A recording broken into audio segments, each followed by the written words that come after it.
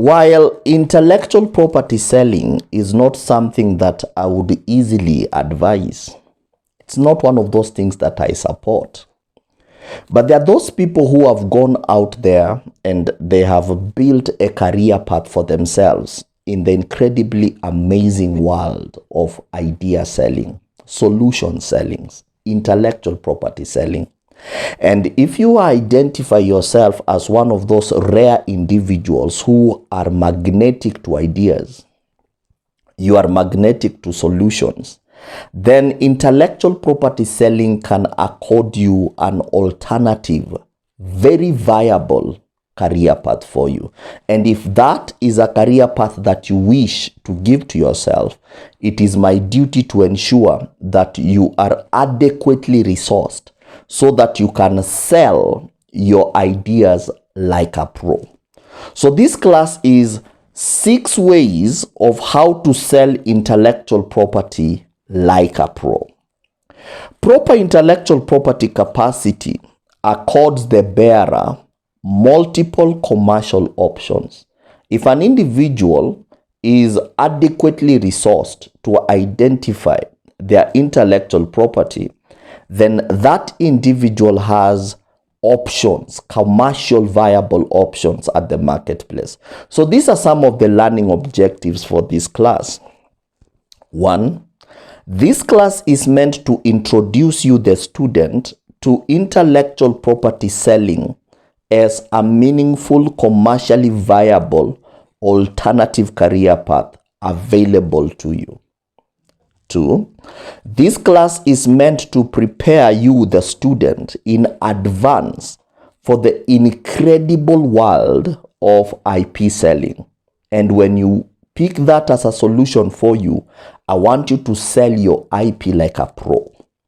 3rd, this class is meant to introduce the student to the 6 most frequently used options to sell intellectual property by the pros. This is how the pros go about selling intellectual property, regardless of the form, regardless of the nature of intellectual property. This is how the pros go to sell their intellectual property. The other learning objective is this class is meant to sensitize you, the student, on the importance of understanding contracts for successful selling of intellectual property. Intellectual property is a private facility, and contracts are equally private facilities. And so in order for you to begin to appreciate intellectual property selling, it's very important that you get resourcing on contracts and how to bargain, how to structure your own contracts. And at this point, I would actually advise you to consider accessing our Understanding Contracts 101 Masterclass, which is available to you for download. The other learning objective is this class is meant to sensitize you, the student, on the importance of intellectual property awareness in the sale of IP. When you're dealing with intellectual property, you're dealing with something that is exclusively the space of intellectual property. And I would again advise you to consider, kindly get our Master of Intellectual Property Masterclass, Understanding Your Intellectual Property Masterclass, which is equally available for you for download. So one of the things that we want to understand, so this is the first way that people sell their ideas, is majority of people sell intellectual property as a one-off transaction, a one-off sale. And this is where the sale or the transaction is executed and extinguished in a comprehensive one sale. And this is the place where those who are novices, this is how they go about selling their intellectual property. This is where someone sells you a book, a manuscript, in full, one-off. This is where you arrive at someone who wishes to sell for you a lyrics, one-off. They sell it, give me 2,000 shillings, Kenya shillings, and you can have that. That is a one-off transaction. And this is the beginning point. This is where majority of people make most of their mistakes in selling it as a one-off transaction. This is the ignorant selling. This is a selling of someone who is not equipped in intellectual property awareness. This selling is where an individual sells everything without knowing what they are selling, maybe because of intervention of luck or a disaster or a circumstance, an unfortunate circumstance has befallen an individual, and someone looks at, what do I have that I can easily sell? This is where musicians sell their entire catalog. This is where people in film will actually sell the entire script. And this is one of those things that I highly discourage.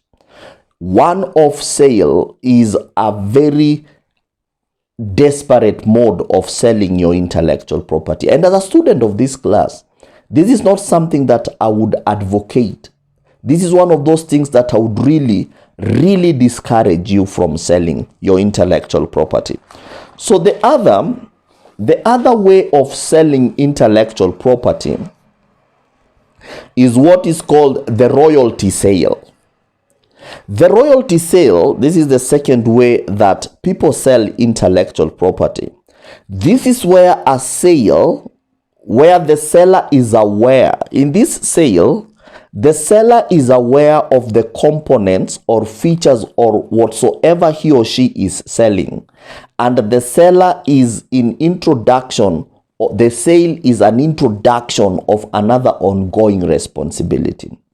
Royalty sale or royalty earning is where an individual puts in place mechanism. And that is why, as someone who deals in intellectual property, it is one of those things that you need to consider is to understand contracts. And how can you negotiate contracts? And how do you structure contracts that have your best interest at heart? And in royalty selling is where an individual isolates their intellectual property. Let's say it's a song, and an individual in this song is aware of the building blocks of this song. A song has different kind of building blocks. One, the title of a song is an independent property. The lyrics of a song, the lyrics to a song are equally an independent component. The melody in the song, the instrumental in the song, the structure of the song, the form of the song, the genre of the form, the chord progression of the form of this in the song. So any typical song will give the composer or the musician 8 intellectual property components.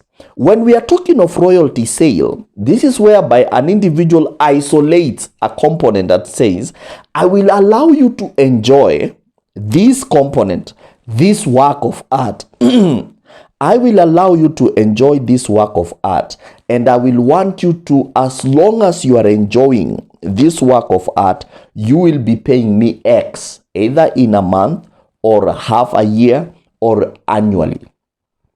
That is what every individual needs to do. Even if you are dealing with recipes, if let's say for instance you are a chef and you're exclusively dealing in recipes, you need to understand what are those building blocks in this recipe. If you are a coder, what are those building blocks in this code that I'm developing? If you are a dancer, what are those building blocks? And so the royalty sale is where an individual allows another individual to enjoy what that individual has built, but in order for that other person to enjoy, the person has a duty to constantly pay, meet a value component. And that is what I would advise. Whenever you're considering selling intellectual property, I want you to understand what are those things that I'm giving this person. And if I can identify that those things I'm giving this person, I can actually structure a way of earning from them, then that is one of those things that I would greatly advise. In a royalty sale, One sale is the introduction of another relationship, an ongoing relationship between the owner and the person who is enjoying the intellectual property. That is very important. The third way of selling intellectual property is what it's called omnibus sale. An omnibus sale is a very interesting type of sale. An omnibus sale is selling in generality. When you combine everything, if we can go back to the analogy of the song, and we said that any typical song has 8 distinct intellectual property components. And so the most important thing in omnibus selling is where an individual, it looks at the value of this component. In this song, what is the value of the title of the song? In this song, what is the value of the lyrics to the song? In this song, what is the value of the melody to the song? Because a song, the melody to a song is an independent component different from the title of the song. And so in omnibus selling, this is whereby an individual arrives at all the values of the thing, building blocks that make up that thing, make up that product that they want to sell at the marketplace, and they graduate all their sales. And where an individual sells this thing, when an individual has factored all the value components of every individual building block. That is something that you really need to begin to start appreciating today. That your intellectual property, one of the ways that it goes out there and generates revenue for you is when you, the individual, is aware of the different moving pieces that make up the whole of that work, the whole of that product, the whole of that creative thing that you're selling. So an omnibus sale, this is the sale whereby you sell in generality. You arrive at this is worth X, this is worth T, this is worth P, this is worth X, this is worth Y, this is worth, and so you add all that in total and you sell. While typically someone might sell a song at 100,000 Kenya shillings, that's a typical example. But when someone has isolated the individual building components, you might arrive at 1.5 million shillings. So the question is, how did we move from 100,000 shillings to 1.5 million Kenya shillings? That is an omnibus sale where an individual is very, very aware. An individual is sufficiently comfortable to isolate every individual cell, component that makes up the whole. That is omnibus sale. And from today, as an individual, if you wish to consider selling your intellectual property, I would actually advise that you inculcate the culture of regularly conducting audits of the building blocks of your intellectual property. What are the building blocks of this component? What are the building blocks of this work? And so that is the omnibus selling. The other type of sale that people use to sell intellectual property is what it's called an isolated or assembly sale. And that one comes in because now an individual has conducted audits of the building blocks of a song. Let me tell you, no intellectual property is made up of one thing. However simple that work might appear, no intellectual property is made up of one component. And when an individual sells a component like that, then that individual is largely at loss. If you were to look at this pen, this felt pen, it's owned by the Stidler. It's a permanent Lumu color, dry safe, right? This pen works in unison. It works as a pen. But this pen is made up of different components that if those different components are assembled together, those components make up this pen. Anything that an individual does, the individual needs to be aware what are those components that are assembled together to arrive at this. if we go back to the song analogy, a song is made up of 8 ingredients, 8 different building blocks, and those different 8 different blocks are brought together in assembly. So when we are dealing with isolated or assembly sale, this is whereby you extract a single component from a body of work and you just sell that single component. Because in intellectual property, we have said every component has the ability to stand on its own. And that is why in intellectual property, we are calling them a moving piece, because this thing can be isolated and the song will still exist. You can isolate the title of a song and the song will still exist. You can isolate the lyrics to a song and the song will still exist. You can isolate the melody to a song and the song will still exist. So in assembly selling, this is whereby an individual is aware of the different moving pieces in a body of work and how he can use just one single component and make a career for themselves. Anything that an individual is doing has diverse moving pieces. And so the duty of an individual in intellectual property selling is to arrive at that component, arrive at that capacity that you can sufficiently and comfortably tell an individual, I will only isolate this ingredient for you. I will only isolate this component for you. I will only isolate this for you. And that one will not do a lot of, will not spoil the overall character of that body of work. Assembling selling is where the pros exist. Assembly selling. And this is whereby the pros have developed capacity to isolate individual components. The other selling is what it's called restricted sale. Restricted sale comes from what is called covenant sale.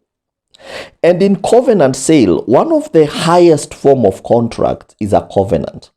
A covenant is a contract that in as much as the parties to the contract maybe have been deceased, the contract still binds their heritage. The contract still binds their next of kin, their successors in titles. In law, they are called a successor in title. And when we are talking of a restricted sale, a covenant, let me give us a typical example. This is where you sell something and you put a condition that condition needs to be met, even if the buyer might wish to sell it off to someone else. That component, if it's affected, then the other buyer and the seller have breached a condition, an ongoing condition. In intellectual property selling, one of those things that majority of people do is when an individual is selling a body of work, when an individual is selling a product of intellectual property, an individual restricts how that person might actually consume, or even how that person cannot pass it over to someone else. Let me give us 2 examples of covenant selling. One of the available covenant sales is what is called licensing, particularly if you're consuming a software and that software you've been given your own license, your own license key. The license key is not transferable. The license key is only yours and you're the only person who consumes the license key. So that one is not transferable. When you transfer it to that other person, the company that sold you that the software, they have the right to shut down that other that is using your license key. So intellectual property is not something that you can, whenever an individual sells their intellectual property without being aware that you can put in say specific conditions, that if that specific condition is not met, then the original owner of title, the person who created, the inventor, the coder, the composer, the script writer, the designer, has the duty, has the right to actually penalize that other person who has successively bought it down the line. A covenant sale is very important because a covenant sale gives you, the creator, the capacity to constantly, at all times, restricts your interest in a work that you've done. It's just the same way you have bought a car, and that car, there are things you cannot do on that car. The mere fact that you've bought that car, the car still has, the manufacturer still has certain rights to that car. Your phone, similarly, you might have bought your phone, but the manufacturer of that phone has specific rights over that phone, and the manufacturer will constantly ask you, do you wish to enjoy this phone? Yes, I would want you to update your software. That is very important in restricted or covenant sale. And covenant sale is one of those things, and that's why I would constantly advise you to currently consider getting our Understanding Contract 101 Masterclass, because this one will help you even in structuring, even in negotiating, even in putting together, constructing your contracts, and that is very important. So a liberal sale, the last form of selling intellectual property, is what is called as the liberal sale. And the liberal sale is different from all these other sale, whereby this is where the seller or the purchaser has all the leeway to do with the right to property as they deem fit. In a liberal selling, this is whereby the seller of title, the original title, there is something called an original title. The first person to produce something has something called an original title. And so when we are dealing with liberal sale, is where an individual might have considered everything that you want to do, and you sell it fully to this person, and this person, the buyer, has all the leeway to do with what they have bought. That, if you might arrive at a point whereby you can comfortably negotiate for that, if you have arrived at a point whereby you can comfortably negotiate for that mode of selling your intellectual property, then the liberal sale helps the creator of a work to cash it in at an early time, at an early stage in their career. You need to be aware of what level of sale affects you. Are you particularly attracted to the omnibus sale? So the omnibus sale is where you as an individual, you are aware of the building components. Are you particularly attracted to the assembling sale? That one is where you can detach something particularly and just sell that component, and it will not spoil the overall face and integrity of that work. Because the most beautiful thing in intellectual property is to constantly ask yourself, who has the title? Who has the title? And that title, has it shifted? And that is why I would actually advocate, I would actually encourage you to understand contracts. At what point in a sale does the title in that work shift? Because it's important for us to ask ourselves, I might have bought this, but what are those enjoyments that I can have from that work? But that enjoyment does not translate to title. So it's important as an individual to constantly ask yourself, has the title shifted? Do I have the title in the work?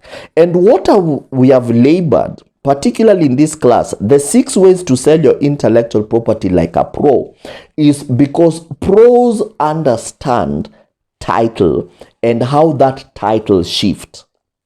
You might have something, but you don't have the title in that thing. You might have an enjoyment of a work, but you don't have the title in the enjoyment of that work.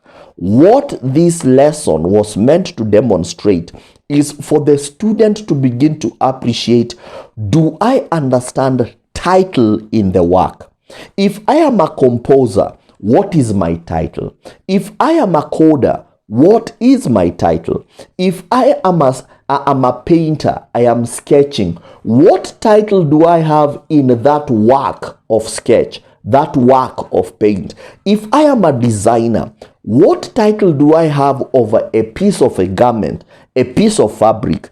And that is something very important. And so moving forward, the way to distinguish between a pro and a novice is pros understand title. My name is Ogwang. I want to advise you to kindly consider accessing our intellectual property masterclass, and kindly consider getting Understanding Contract 101 masterclass, because it will help you to make or to arrive at informed choices. Kindly consider subscribing. If you found this video important and valuable, kindly consider subscribing, like and share. It will really help us a great deal in helping the algorithm work to our favor. I will see you in the next class.